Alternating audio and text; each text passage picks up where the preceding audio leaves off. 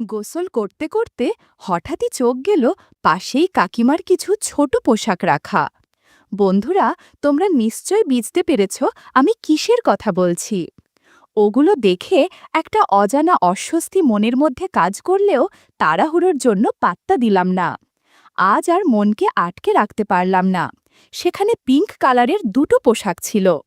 এই বয়সেও কাকিমা এতটা শৌখিন হবেন জানা ছিল না। আমি পোশাকের সুগন্ধ নিতে লাগলাম। কিছুক্ষণ পর রেখে দিলাম।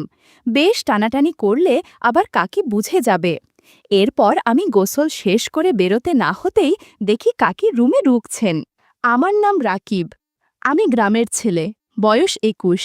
আমাদের বাড়ি একেবারে সবুজে ঘেরা একটা শান্ত গ্রামের মধ্যে। এখানে আকাশটা যেন একটু বেশিই নীল, বাতাসটাও একটু বেশি সতেজ। শহরে যাওয়ার প্রয়োজন খুব একটা পড়ে না।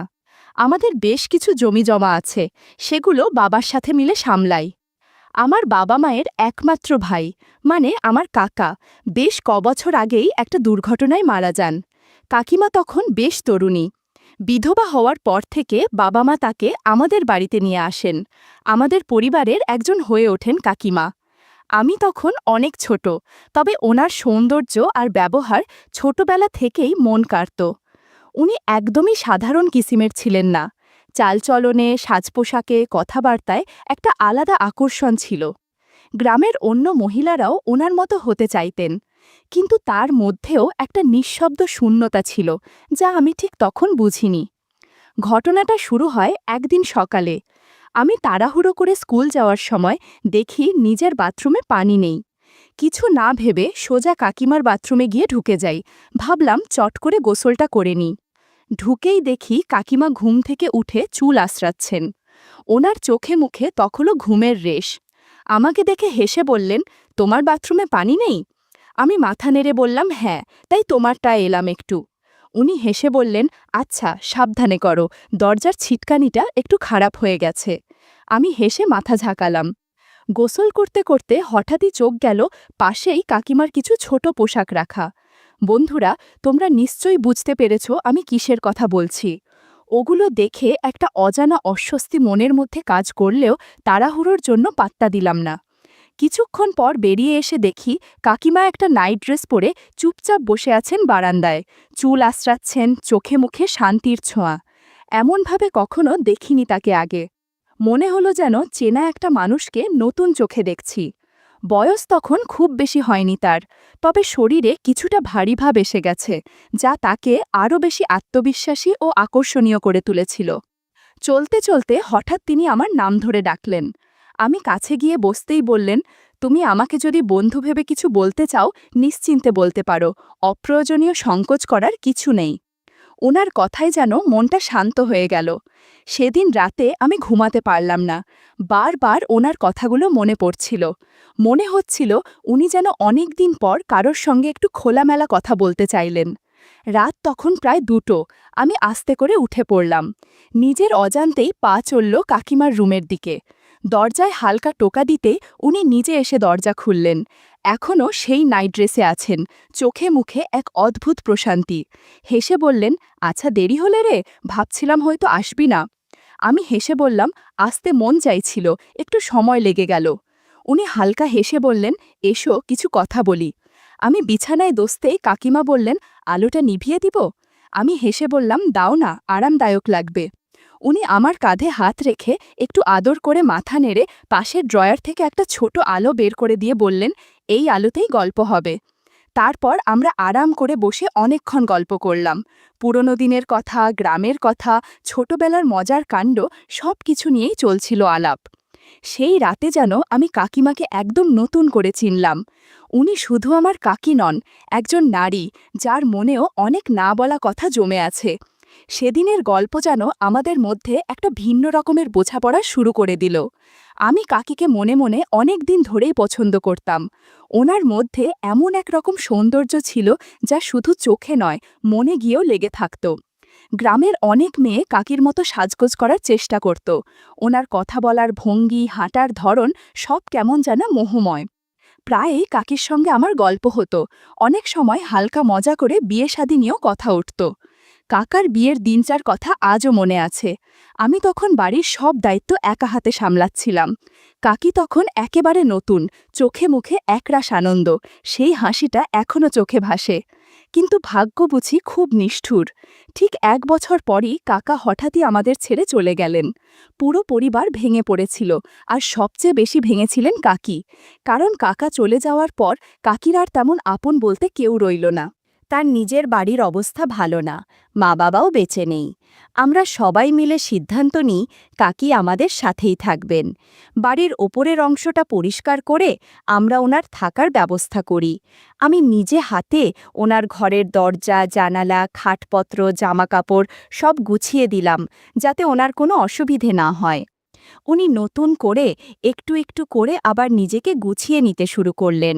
আমি চেষ্টা করতাম ওনাকে সবসময় হাসি খুশি রাখতে।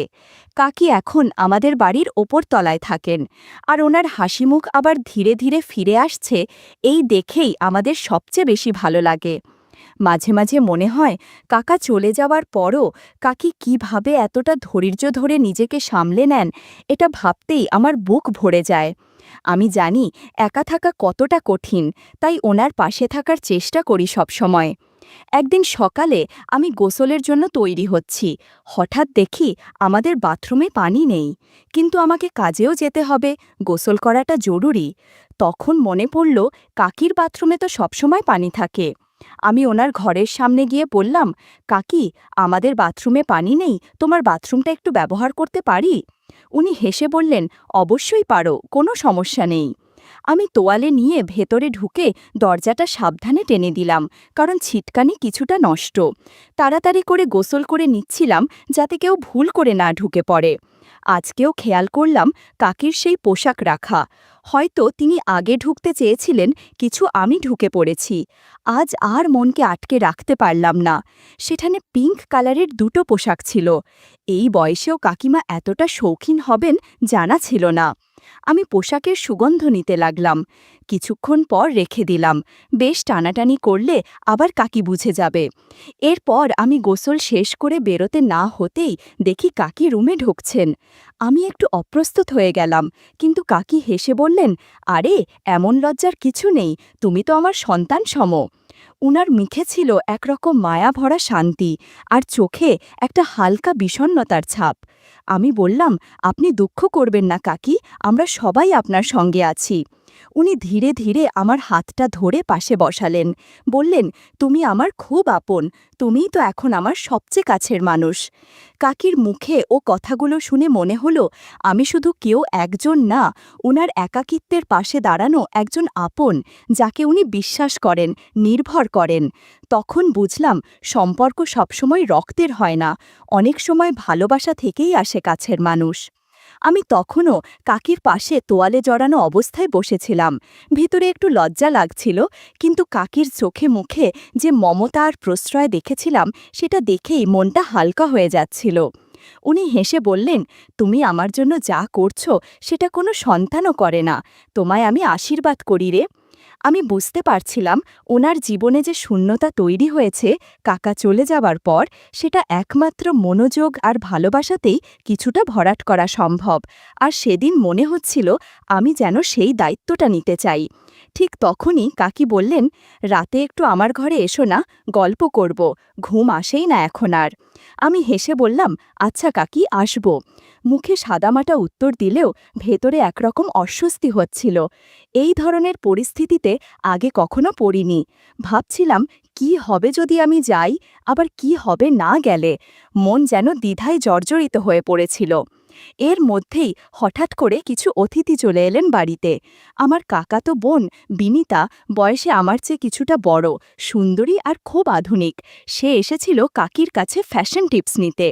আমার একটু ভালোই লাগছিল, ভাবছিলাম রাতের সেই অস্বস্তিকর ডাকটা হয়তো এড়িয়ে যাওয়া যাবে। কিন্তু হঠাৎ কাকি বললেন, বিনিতা, তুমি বরং আমাকে কিছু সাজের পরামর্শ দাও। আমি কাকির মুখের দিকে তাকিয়ে একটু অবাক হয়ে গেলাম।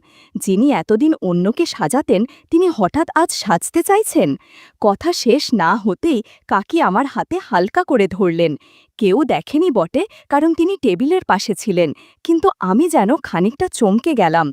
জীবনে প্রথমবার এমনভাবে কোনো মহিলা আমার দিকে এগিয়ে এসেছেন। আমি ঠিক বুঝতে পারছিলাম না কিভাবে রিয়্যাক্ট করব। পরিস্থিতি আরও অস্বস্তিকর হয়ে ওঠার আগেই আমি নিজেকে সরিয়ে নিয়ে ওয়াশরুমে চলে গেলাম। বাবা মা তখন বাড়িতে ছিলেন না, অন্য একটা আত্মীয়র বিয়েতে গিয়েছিলেন, তাই বাড়িতে একটু নির্জনতাও ছিল। ওয়াশরুমে বসে ভাবছিলাম কিভাবে পুরো ব্যাপারটা বুঝব। হঠাৎ বাইরে কাকির কণ্ঠ শুনতে পেলাম। উনি আমার কাজিনদের সঙ্গে গল্প করছিলেন, একদম স্বাভাবিক ভঙ্গিতে, যেন কিছুই ঘটেনি। তখন কাকি বলছিলেন, আমার যৌবনের সময়টুকু তো একরকম হারিয়েই গেল, কপালটা হয়তো এমনি ছিল। ওনার কথায় একটা চাপা কষ্ট ছিল। আর কাজিন বলছিল, কাকিমা, জীবনের পথ তো এখনো শেষ হয়নি, তোমার জন্য ভালো কাউকে পেলে আবার নতুন করে শুরু করতে পারো। সেই কথাগুলো শুনে আমি গভীর চিন্তায় পড়ে গেলাম। বুঝলাম কাকির ভেতরে অনেক না বলা কথা জমে আছে, আর তার আচরণের পেছনেও হয়তো এমন কিছু কারণ রয়েছে যেগুলো আমি আগে ভাবিনি। সকালে বাবা মা বাড়ি ফিরে এলেন, কিন্তু দুপুর নাগাদ বুঝলাম বাড়িতে তখন কাকি আর আমি ছাড়া আর কেউ নেই। আমি ঘরের বাইরে এসে দেখি কাকি লাল রঙের একটা হালকা জামা পরে বসে আছেন। তাকে দেখতে খুব সুন্দর লাগছিল, চোখ ফেরানো কঠিন ছিল। আমি কিছুক্ষণ দাঁড়িয়ে ওনার দিকে চেয়ে রইলাম। হঠাৎ কাকি হেসে জিজ্ঞেস করলেন, "কি রে, এমন করে তাকিয়ে আছিস কেন?" আমি থমকে গিয়ে বললাম, "না কাকি, কিছু না, শুধু আপনার কথা ভাবছিলাম।" কিছুক্ষণের নীরবতার পর কাকি আমার হাতটা ধরে ফেললেন। আমার হাত ঘেমে উঠল, বুঝতেই পারছিলাম না এখন কি করবেন উনি। আমি একটু গলা শুকিয়ে বললাম, "কাকি প্লিজ এমন কিছু করবেন না, আমি তো আপনার অনেক ছোট, আর এখন তো কাকাও নেই।" উনি চুপচাপ ছিলেন, মুখে একটুখানি হাসি ফুটেছিল, কেমন যেন এক রহস্যময় শান্তি। কাকি, মানে কবিতা কাকি, মাঝে মাঝে আমার নাম ধরে ডাকতেন। সেই ডাকটা যেন বুকের মধ্যে কেমন এক রেশ ফেলে যেত। কিন্তু আজকের আচরণটা কেন এমন ছিল সেটা এখনও আমি বুঝে উঠতে পারিনি। কিছুক্ষণ পর কাকি নিজের ঘরে চলে গেলেন, কিন্তু সেদিন মনটা খুব ভালো লাগছিল। মনে হচ্ছিল কাকির সাথে আমার এক অদ্ভুত কাছের সম্পর্ক তৈরি হয়েছে, যেটা শুধু আমরা দুজনেই বুঝি। পরদিন বাবা মা ফিরে এলেন। জানতাম এবার আর কাকির সাথে আগের মতো একা সময় কাটানো যাবে না। তবুও দিনগুলো চলছিল, কিন্তু আমি খেয়াল করতাম কাকির মধ্যে এক ধরনের পরিবর্তন এসেছে। উনি অনেক সময় হঠাৎ আমার খুব কাছে এসে দাঁড়াতেন, কিংবা নীরবে পাশটায় দোস্তে বলতেন। আমরা অনেক সময় আড্ডা দিতাম, হাসতাম, কিন্তু সবকিছু খুব সাধারণভাবে করতাম, যাতে কেউ কিছু মনে না করে। একদিন একটা ঘটনার কথা আজও মনে পড়ে। আমি ঘরে ছিলাম, বাবা বললেন কাকিকে ডাকতে। আমি অপেক্ষা করছিলাম, সবাই বাইরে গিয়েছিল, শুধু আমি আর কাকি ঘরে। কাকি সেদিন একটা হালকা রঙের কুর্তি পরেছিলেন, যেটা ওকে খুব মানিয়েছিল। আমি তাকিয়েছিলাম। উনি হাসি মুখে বললেন, রাকিব, আজ আমি খুব খুশি, জানো, কখনো কখনো মনে হয় তুমি আমার খুব কাছের কেউ। আমি একটু চুপ করেছিলাম, তারপর হেসে বললাম, আপনাকে এমন হাসি মুখে দেখলে আমারও ভালো লাগে। তারপর উনি ফ্রেশ হয়ে এসে জিজ্ঞেস করলেন, কেমন লাগছে আমাকে? আমি বিনা দ্বিধায় বললাম, খুব সুন্দর লাগছে আজ আপনাকে। সেদিন আমরা অনেকক্ষণ গল্প করেছিলাম। সেই মুহূর্তগুলো আমার মনে গেঁথে গেছে। মনে হয় যেন কাকিকে সবসময় এভাবেই পাশে পেতে চাই। একদিন কাকির বোন বলল, ওর স্বামী গাড়ি চালাতে পারে না, তাই আমাকে যেতে হবে হোটেল পর্যন্ত। মা বললেন, রাকিব কেন যাবে? আমি বললাম, আমি আর কাকি একসাথে গেলে ভালো হয়। মা রাজি হয়ে গেলেন। আমরা একসাথে হোটেলে গিয়ে উঠলাম। আলাদা রুম ছিল আমাদের সবার, কিন্তু আমি লক্ষ্য করলাম কাকি একটু চিন্তিত। তাকে এমন দেখে মনটা খারাপ হয়ে গেল। আমি হেসে বললাম, চলুন একটা মুভি দেখি, মন হালকা হবে। আমরা একসাথে একটা ইংলিশ মুভি দেখতে বসেছিলাম। কাকি এক পাশে বসেছিলেন। হঠাৎ দেখি উনি আমার হাতটা ধরে আছেন। আমি অবাক হয়ে তাকালাম, দেখি কাকির চোখে জল। মুভিটা বন্ধ করে দিলাম। আমি ধীরে বললাম, কি হয়েছে? কাকি চোখ মুছে বললেন, তোমার কাকাকে খুব মিস করছি। আমি তার দিকে এগিয়ে গিয়ে বললাম, আমি আছি আপনার পাশে, কখনো আপনাকে একা লাগবে না। কাকি শুধু মাথা নাড়লেন, আর আমি অনুভব করলাম এই মুহূর্তগুলো আমাদের মনে থাকবেই চিরকাল। আমরা গ্রামের বাড়িতে ফিরে এলে মা খুব খুশি হলেন, বিশেষ করে কাকিকে দেখে তার মুখে প্রশান্তির ছাপ ফুটে উঠল। মা মনে করেছিলেন কাকিকে পাশে রাখা মানে পরিবারে ভালোবাসা ও সুরক্ষা বজায় রাখা। দিনগুলো কেটে যাচ্ছিল, আমার মুখে সবসময় একরকমের হাসি লেগেই থাকত। বন্ধুরা অনেকেই আমাকে দেখে মজা করত, বলতো এই ছেলে আজকাল এমন খুশি কেন? কিন্তু আমি কাউকেই বলিনি আসল কারণটা। আমার দিনগুলো কেটে যাচ্ছিল কাকির সাথে গল্প করে, একসাথে রান্না করে, কিংবা কেবল পাশে বসে থেকে। আমি বুঝতে পারতাম কাকি যতই স্বাভাবিক থাকার চেষ্টা করুক, তার মনে একটা শূন্যতা রয়ে গেছে। কাকা চলে যাওয়ার পর এই ঘর, এই জীবন সবই তার কাছে যেন নিঃসঙ্গ হয়ে পড়েছিল। মাঝে মাঝে কাকি আমার দিকে তাকিয়ে গভীর চিন্তায় ডুবে যেতেন। তিনি হয়তো ভাবতেন রাকিব তো একদিন বিয়ে করবে, তারপর আমিও একা হয়ে যাব। আমি বারবার তাকে বলতাম, আমি কখনো আপনাকে একা ছাড়ব না কাকি। কিন্তু তিনি হেসে বলতেন, তুই আমার অনেক ভালোবাসার মানুষ, কিন্তু তোরও তো জীবন আছে রে, তুই বিয়ে কর, পরিবার গড়। একদিন কাকির নিজের হাতে আমার জন্য এক মেয়ে খুঁজে আনলেন। আমি প্রথমে রাজি হইনি। কাকির মুখে আমি অনেক কষ্ট দেখতে পেয়েছিলাম, কিন্তু তিনি হেসে বললেন, আমার মতো একা থেকে যেন তোকে কাটাতে না হয়। আমি তখন বুঝেছিলাম তার ভালোবাসার গভীরতাটুকু ঠিক কতটা নিঃস্বার্থ। আমার বিয়ে হলো, স্ত্রী ভালো, শিক্ষিতা, সুন্দরী, কিন্তু আমি বুঝতাম যে শান্তি কাকির সান্নিধ্যে পেয়েছি তা জীবনের আর কোথাও পাইনি। তবুও আমি সংসার চালাতে চেষ্টা করছিলাম। কিছুদিন পর একদিন এমন একটা পরিস্থিতি তৈরি হলো যেখানে আমার স্ত্রী কাকির প্রতি আমার অতিরিক্ত যত্ন ও আবেগ দেখে ভুল বুঝে ফেলল। আমি অনেক বোঝানোর চেষ্টা করলাম যে আমরা শুধু একে অপরের মানসিক ভরসা, কিন্তু সে বিশ্বাস করতে পারল না। সে চলে গেল। পরিস্থিতি আরও খারাপ হলো যখন বাবা মাও জানতে পারলেন। তারা কাকিকে ভুল বুঝলেন, বললেন ওকে এই বাড়িতে আর রাখা যাবে না। আমি চুপ করে সব শুনলাম। এরপর সিদ্ধান্ত নিলাম এই বাড়ি যদি এমন নিষ্ঠুর হয় তবে আমি আমার শ্রদ্ধার মানুষটার পাশে থাকব। আমি কাকির সাথে আলাদা হয়ে গেলাম। শেষ পর্যন্ত আমি কাকিকে আমার জীবন সঙ্গী করে নিলাম। কাকি বিধবা ছিলেন, কিন্তু তারও তো জীবন আছে, নিজের মতো করে বাঁচার অধিকার আছে। আমি শুধু সেটা মেনে নিয়েছি, আর কিছু না। বন্ধুরা, ইউটিউবের গল্পগুলো শুনে মজা না পেলে আমার ওয়েবসাইটে দেয়া গল্পগুলো শুনতে পারো। সেখানে প্রতিদিন খোলামেলা গল্প আপলোড করা হয়। কমেন্টে ওয়েবসাইটের লিংক দেয়া আছে।